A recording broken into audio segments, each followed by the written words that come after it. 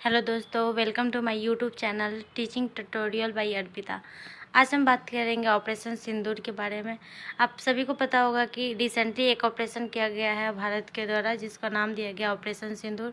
इस ऑपरेशन में क्या क्या क्वेश्चंस इससे बनते हैं और क्या इससे तो श्योर हैं कि इससे एग्जाम्स में आने वाला है क्वेश्चन, क्योंकि आप लोग ने देखा होगा कि बहुत टाइम बाद, ऑलमोस्ट 4-5 साल बाद ये एक बड़ा ऑपरेशन हुआ है। तो इससे क्वेश्चंस तो आने वाले हैं, तो इसके क्वेश्चंस डिस्कस करेंगे। और इस ऑपरेशन का क्या मकसद था, किसका क्या क्या ध्वस्त करना था, जो भी है, तो इसके बारे में भी डिस्कस करेंगे। तो चलिए, ज़्यादा समय वेस्ट ना करते हुए चलिए चलते हैं क्वेश्चन पे।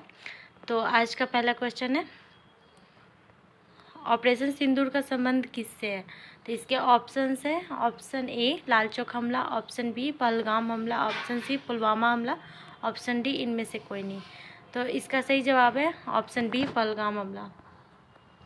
आप सभी को पता होगा कि 2 अप्रैल को कश्मीर के पहलगाम में वैसन वैली में ये आतंकवादियों ने हिंदुओं को मारा था, जिसमें 27 हिंदू को मारे थे। और इसी का रिवेंस जो भी आप कह सकते हैं, इसी के रिवेंस में ही भारत ने एक ऑपरेशन चलाया जिसका नाम है ऑपरेशन सिंदूर। और इसके तहत आतंकवादियों को जो भी अड्डे होते हैं उनको ध्वस्त किया गया है और आतंकवादियों को भी मारा गया है। तो ये इसका सही जवाब है ऑप्शन बी पहलगाम हमला। यह बहुत ही दर्दनाक घटना थी। नेक्स्ट क्वेश्चन पे चलते हैं, क्वेश्चन नंबर 2। ऑपरेशन सिंदूर का सुझाव किसने दिया था?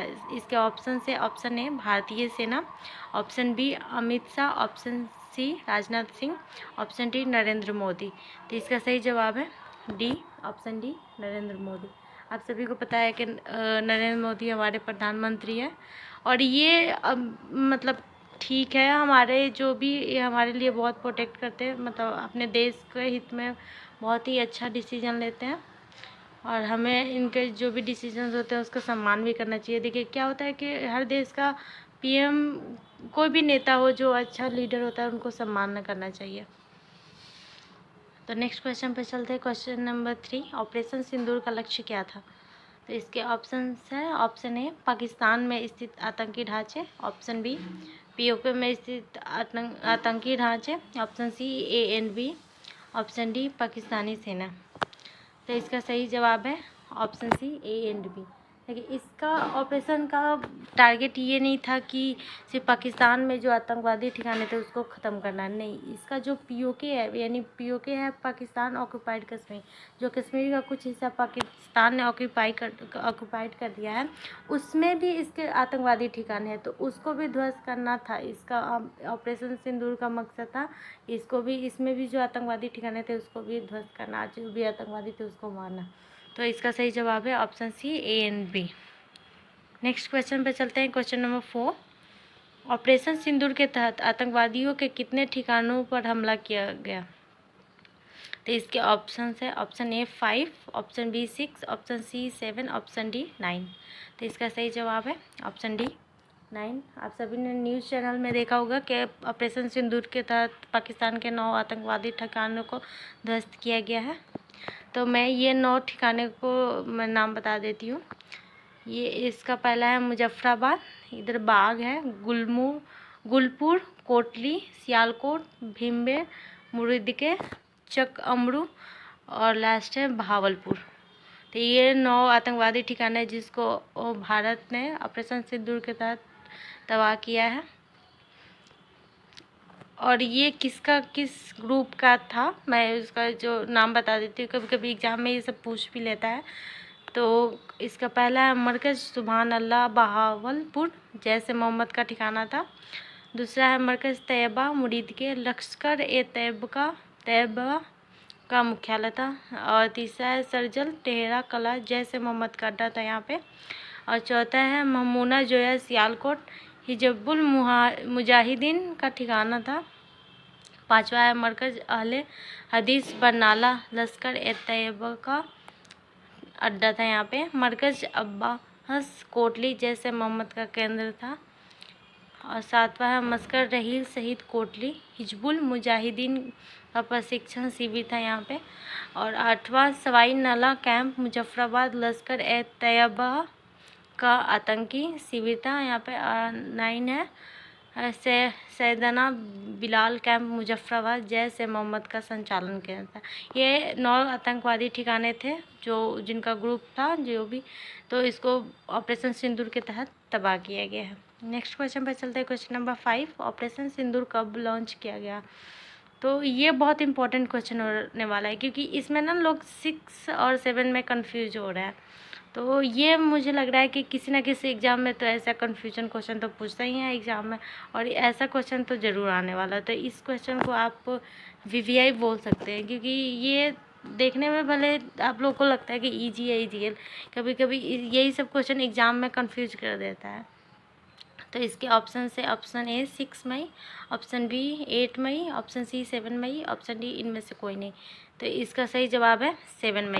देखिए क्या हुआ था ना कि 6 मई को रात में हुआ था, वो भी 12 बजे के बाद, यानी 1 बज के समथिंग, आई थिंक 25 मिनट पर ही ये चीज़ हुआ था। मुझे ऐसे मिनट्स तो नहीं एग्जैक्ट पता है, बट 1 बजे के समथिंग में ही हुआ था। तो आप लोग को भी पता है कि 12 बजे के बाद डेट चेंज होता है, तो इसको 7 मई ही हम मानेंगे। तो अगर ऐसा एग्ज़ाम में क्वेश्चन पूछेगा तो आप लोग कन्फ्यूज मत होइएगा। ऑप्शन इसका जो भी जहाँ पे भी 7 दिया होगा 7 मई, उसी को ही टिक कीजिएगा, क्योंकि इसका सही जवाब है 7 मई। नेक्स्ट क्वेश्चन पे चलते हैं। क्वेश्चन नंबर 6, ऑपरेशन सिंदूर के तहत कितने आतंकवादी मारे गए? तो इसके ऑप्शन है, ऑप्शन ए लगभग 60, ऑप्शन बी लगभग 70, ऑप्शन सी लगभग 90, ऑप्शन डी लगभग 100। तो आप लोग ने देखा होगा कि पाकिस्तान ने अभी कुछ टाइम पहले ही बताया था कि उसके 100 आतंकवादी मारे गए और 40-50 आर्मी शायद डेथ हुआ है और कुछ सिविलियंस का। तो और भारत ने भी ये डेटा दिया हुआ है कि इसमें उसने 100 आतंकवादी ऑपरेशन सिंदूर के तहत मारा है। तो इसका सही जवाब है ऑप्शन डी लगभग 100। नेक्स्ट क्वेश्चन पे चलते हैं। क्वेश्चन नंबर 7, ऑपरेशन सिंदूर के तहत आतंकी अड्डा पर कितनी मिसाइल दागी गई? तो इसके ऑप्शन हैं, option A 97, option B 77, option C 59, option D 24।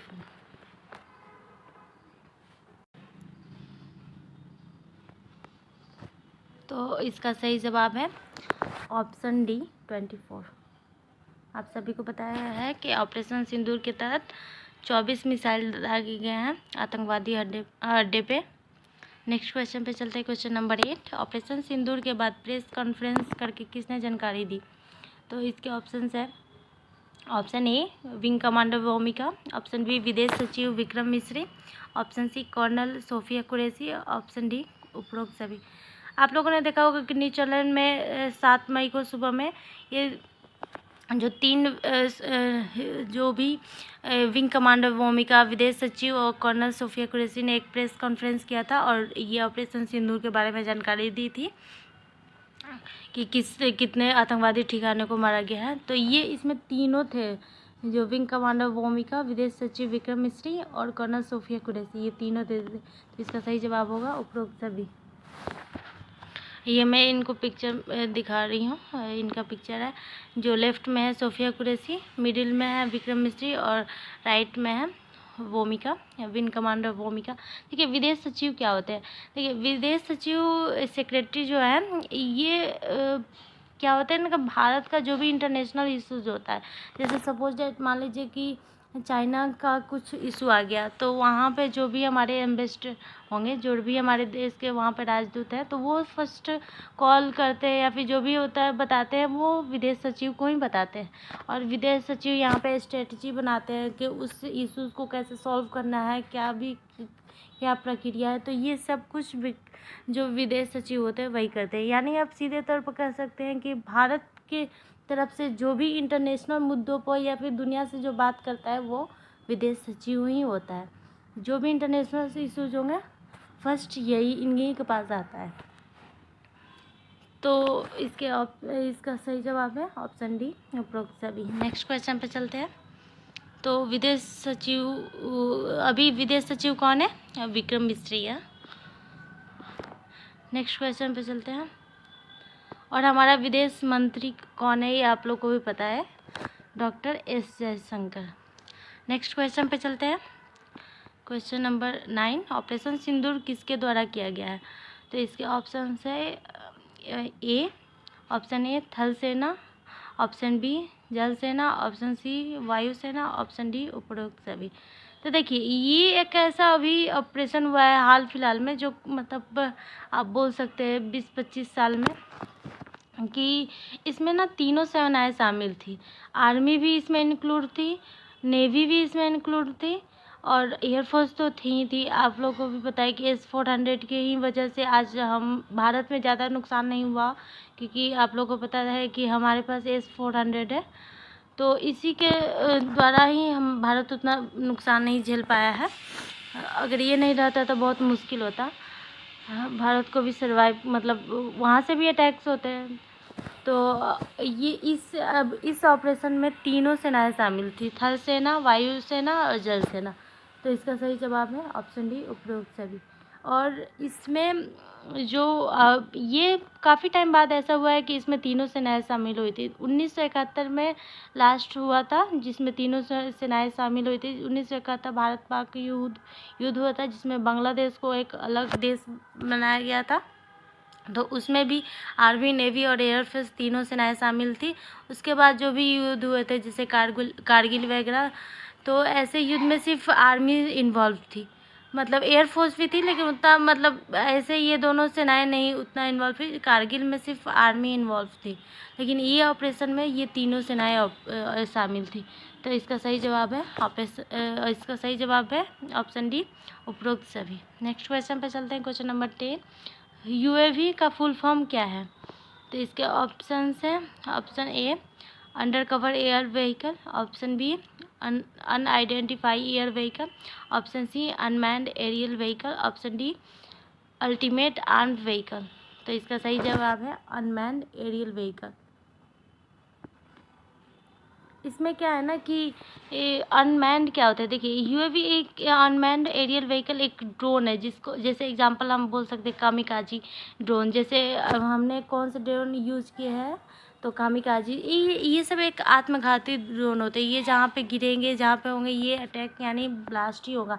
देखिए एक ड्रोन होता है जो पिक्चर्स ये क्लिक करता है या फिर वीडियोस रिकॉर्ड करता है किसी शूटिंग में भी, या फिर शादी वगैरह में आपने देखा होगा कि ये जो ये ड्रोन्स होते हैं वो पिक्चर के लिए, तो ये सब उतना घातक नहीं होता। लेकिन ये जो कामिकाजी हो गए, ये सब एक आत्मघाती ड्रोन होता है, जिसके तहत आप लोगों ने भी देखा होगा पाकिस्तानियों ने ड्रोन अटैक्स किया था। तो ये अनमैन्ड होता है, इसे किसी मैन या पायलट द्वारा नहीं चलाया जाता है, ये रिमोटली कंट्रोल होता है। तो ये UAV होता है जिसको अनमैन्ड एरियल व्हीकल बोलते हैं। नेक्स्ट क्वेश्चन पे चलते हैं। क्वेश्चन नंबर 11,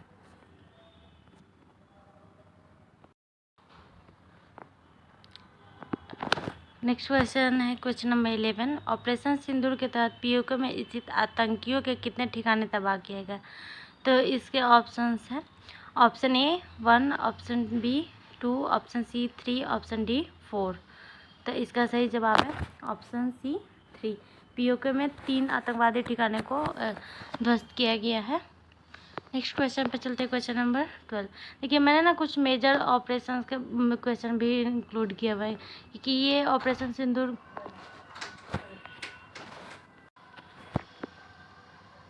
तो इंक्लूड किया हुआ है क्योंकि एग्ज़ाम्स में पिछला भी क्वेश्चन आ जाता है, जो नया वैसे रिलेटेड कुछ इश्यूज होता है तो पिछला भी इश्यूज से क्वेश्चन आने लगते हैं। तो इसलिए मैंने 1-2 मेजर ऑपरेशन के बारे में लिख दिया है, क्वेश्चंस इसमें इंक्लूड किया हुआ है। तो क्वेश्चन नंबर 12 है, ऑपरेशन विजय 1999 किस युद्ध से संबंधित है? इसका ऑप्शन है ऑप्शन ए 1971 भारत पाक युद्ध, ऑप्शन बी कारगिल युद्ध, ऑप्शन सी गोवा मुक्ति अभियान, ऑप्शन डी 1965 भारत पाक युद्ध। तो इसका सही जवाब है ऑप्शन बी कारगिल युद्ध। 1999 में आप सभी को पता होगा कि कारगिल युद्ध हुआ था, जिसमें ऑपरेशन विजय के तहत इस युद्ध में हमारी सेना ने बहुत ही अच्छे तरीके से लड़ाई की थी। तो इसका सही जवाब है ऑप्शन बी कारगिल युद्ध। नेक्स्ट क्वेश्चन पे चलते हैं, question number 13। Operation blue star किसके खिलाफ चलाया गया था? तो इसका सही जवाब है ऑप्शन ए नक्सली समूह के खिलाफ, ऑप्शन बी उत्तर पूर्वी उग्रवादियों के खिलाफ, ऑप्शन सी स्वर्ण मंदिर में छुपे खालिस्तानी आतंकवादियों के खिलाफ, ऑप्शन डी पाकिस्तान के खिलाफ। तो इसका सही जवाब है ऑप्शन सी स्वर्ण मंदिर में छुपे खालिस्तान आतंकवादियों के खिलाफ। ऑपरेशन ब्लू स्टार इन्हीं के खिलाफ चलाया गया था। तो इसमें एक और क्वेश्चन भी वो है, स्वर्ण मंदिर कहाँ स्थित है? तो आप सभी को पता है कि ये स्वर्ण मंदिर अमृतसर पंजाब में स्थित है। नेक्स्ट क्वेश्चन पे चलते हैं, क्वेश्चन नंबर 14। ऑपरेशन मेघदूत किस स्थान पर नियंत्रण के लिए चलाया गया था? तो इसका सही जवाब है ए कच्छ का रण, option B Goa, option C Siachen glacier, option D Kargil.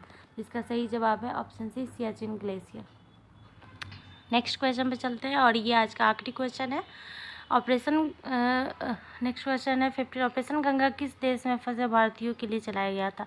तो इसका सही जवाब, इसके ऑप्शन है option A Sudan, option B Afghanistan, option C Ukraine, option D रूस। तो इसका सही जवाब है यूक्रेन, ऑप्शन सी। आप लोग ना इसमें कंफ्यूज वाला ऑप्शन है, जैसे रूस और यूक्रेन। आप लोगों को पता होगा कि रूस और यूक्रेन का जब युद्ध चल रहा था तो उसमें भारत ने ऑपरेशन गंगा के तहत वहाँ पे हमारे जो भी सिटीजन्स फंसे हुए थे तो वहाँ पे ऑपरेशन गंगा के तहत ही उनको वापस बुलाया गया था। तो इसके सही जवाब है ऑप्शन सी यूक्रेन। आज बस इतना ही क्वेश्चन है। मिलेंगे एक नए बहुत ही इंटरेस्टिंग वीडियोस के साथ। तब तक के लिए धन्यवाद। जय हिंद। अगर आप लोगों को किसी और टॉपिक पे क्वेश्चन चाहिए, क्वेश्चन ऐसे MCQ टाइप, तो आप लोग नीचे कमेंट कर सकते हैं, मैं ज़रूर उस पर वीडियो बनाऊंगी। चलिए चलते हैं, मिलेंगे कल एक नई